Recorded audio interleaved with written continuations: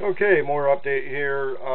Nothing really new with the electrical system, just been testing everything.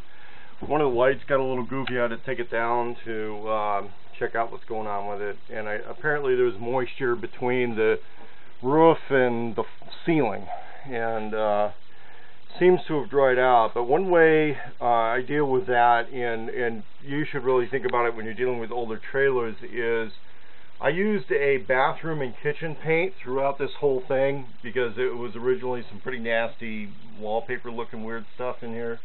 It was part of the reason I got the trailer so cheap. But this paint that we're using in here is something you want to consider for anything that's going to be a place you would occupy that isn't going to be heated and cooled all the time without a lot of temperature control. There's going to be condensation on the walls. And with condensation comes mildew, okay, mold and mildew. Well, here in the Pacific Northwest, we can get this Valspar paint. It's a kitchen and bath enamel. Now, that's a water-based paint, but it comes with a mildew-proof chemical in it that you can't get in California, from what I'm told. And that kills a lot of the stuff before it grows on the inside of, the wood grain and things like that.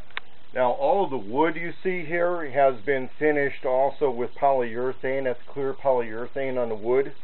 And so it's sanded and finished, so there's not a whole lot in here that's porous. Now, a lot of stuff I normally work on are those food cart trailers, which have to go by restaurant standards as far as the interiors. It all has to be washable surfaces.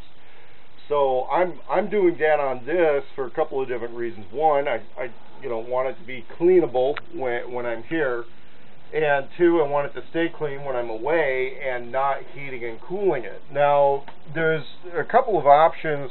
One, you'd never use carpet in the floor of something like this. You'd never use carpet in the floor of a kitchen food cart trailer. I've seen a few people do carpet in kitchens of houses. It's fucking dumb, okay? So but the other thing is that I'm using this washable paint. Now, I came up with something that's even better than this stuff. And this Valspar premium paint was pretty expensive. But there's another stuff, which is this Glidden Porch and Floor Polyurethane Oil Gloss. Okay? Now, this stuff has a white paint pigment in it, but other than that, it's polyurethane, which means that when it goes on and cures, it's like having a polyurethane finish. It's made to be walked on. Now, I haven't been heating this thing while I've been away, but I did a few of the surfaces here. Now, you'll notice in the older videos this wasn't done. Now, when you put this floor paint on a vertical surface, you'll see how it runs. It doesn't quite get 100%. You put it on a flat surface and it self-levels. Okay, that's just the way it's made because of the polyurethane. Now, I understand that you'll get like what they call the piano key finish if you spray this, but you have to spray it in multiple layers, multiple coats. Now, this little countertop here was all brand new wood that I did. Okay, that's all brand new wood. If it was the old stuff, I would put that mildew resistant paint down first, which I put over the rest of this thing. And then I would put the polyurethane over on top of it. Now, what happens when you put the polyurethane on top of the mildew-resistant paint is you'll notice a little bit of a difference in the sheen. Not a hell of a lot, because I use the polyurethane up here as a touch-up on some spots that it scratched off, because it's a lot tougher finish. Now, down here, where this whole couch bed thing's going to be, the other thing I've done is I've sealed a lot of this with caulk. Just, if there's water spray or there's moisture getting around in here, it's going to get the fewer places if everything's sealed up. The other thing is these things, they're not well sealed at the windows, but if you at least seal everything else up, the airspace that you occupy that isn't stored airspace can become that much easier to heat. But this is that polyurethane paint, which I would highly recommend for wood surfaces inside of one of these trailers. But your first layer on most of that, if it's not brand new wood that you're bringing in, I would suggest using that kitchen and bath stuff that'll kill off mold and mildew. because that stuff will grow when you're away. Okay, it'll find its way into every little nook, cranny, and crevice and start to grow and stink up your rig, and you want to avoid that. So the other stuff is, this is going to be kind of like a desk organizer unit. The big screen TV is going to go here. It's going to act as a computer monitor here. And as you see, when everything kind of gets painted over, glossed over, this is going to get another layer. You know, it's going to be a good, clean workspace, but it's also going to be the type of thing which, in theory, once they seal up all the little cracks and get everything kind of cleaned, you know, you should be able to walk in here with a hose and start cleaning stuff. But we're not quite there yet. But the thing is, it's holding up really well. The other thing is that when you're dealing with cracks and seams on this that you're sealing up, you got to use a rubberized silicone caulk. Okay, this stuff I'm doing all the nail holes, all that stuff with a silicone caulk. Now, that isn't very sandable. So if you get some roughness on the wood, this showed up when I put the paint on there. You know, I'll sand it as best I can maybe before throwing another layer of paint on. But the caulk it's semi-sandable.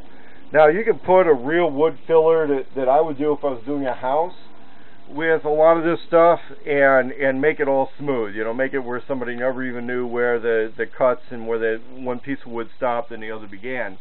The issue with doing that in a trailer is that you got the equivalent of an earthquake happening every time you go down the road. So you got to realize this stuff is going to push, pull, and flex a little bit as you go down the road. And when you're doing that, it's all a silicone rubberized caulking type of material that you're going to want to be dealing with. Now over here, this was silicone caulk up here. It's been down the road a few times since that was put in. You know, so that's effectively like a little rubber buffer surface. Over there you can see a couple little chips or scratches in the paint where the edge of this border is rubbing up on that. Now, when I get the polyurethane on there, that's not going to happen. Okay, that stuff it's a hard surface stuff. I don't think I don't know if it sinks in as well or as much as that stain fighting paint. But as far as the exterior wear surface, it's definitely better. I used it to touch up some stuff here, and yeah, it's a stronger finish. There's just a little bit of variance in the sheen you get, but compared to where these things are regularly, yeah, you're better off doing this white paint and using that porch and floor enamel, but you'll want to spray it when you do upper surfaces. It does a weird thing when it doesn't have gravity working with it to level it out. But yeah, these are the two types of paint you're going to want to do when you're refurbing an older trailer as kind of your retreat type place. It's also the kind of stuff you want to be thinking about if you're building a cabin somewhere, especially a plywood cabin, not a log cabin. And you're not going to be living in it all the time, okay? Because if you're not living in a place, heating it and cooling it and temperature controlling it and ventilating it, you're going to have mold and mildew problems in most of the U.S. except for the desert Southwest. Yeah, desert Southwest, you're not going to have that problem. Everywhere else, you will. It's going to be an issue. So, yeah, and that's one of the things that makes old camper trailers and RVs seem old, is when they get that mold and mildew in there. And this thing, I think it still might be leaking. I don't know. I sealed the roof. There was moisture that got in there. But there's no smell in here. There's no discoloration on the walls. And I think that's because I used the right paint.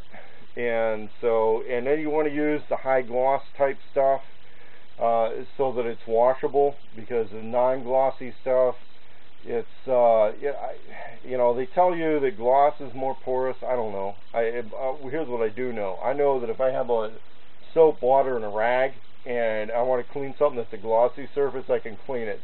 If I go to clean something that's the eggshell finish or the matte ceiling paint, the paint comes off, and I'm trying to clean something. So yeah, gloss white, and then that polyurethane's really good stuff. Use it where you can. And then this kitchen and bath enamel, it's a water-based paint, so you can't interchange brushes between the two very well.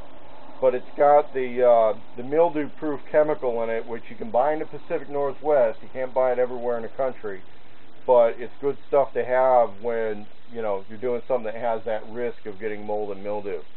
Anyway, more later.